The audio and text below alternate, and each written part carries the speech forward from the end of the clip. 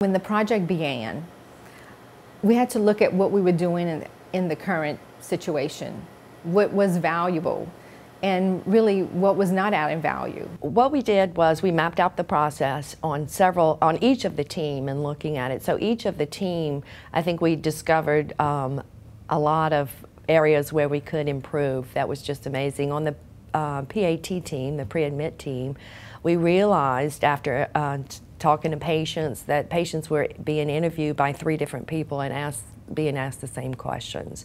So what we did was got together with the 3 people that were asking. It was the nurse, it was the anesthesia secretary, and the anesthesiologist that would ask the same questions.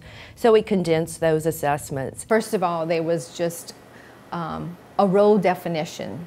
We truly didn't have an RN supervising that area.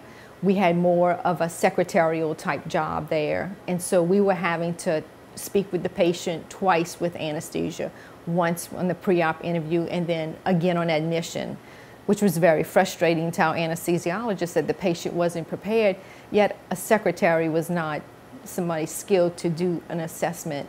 And so once we made this an RN position and we set up at least the chart management, the assessment, and then also anesthesia seeing the patient preoperatively at the time of visit, it moved the patient through an efficient process in which not only a history could be obtained, lab work, chest x-ray, EKG, could all be done prior to admission, and therefore you could really understand if there was truly a risk of anesthesia prior to the patient's admission for the day of surgery.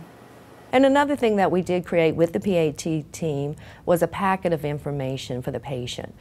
And those were given to the offices, the physician offices to give. So it had directions on where to go, what to expect, what to bring. We actually gave them the form of questions that they would be asked in the pre-admit testing so they could fill it out prior to if they wanted to.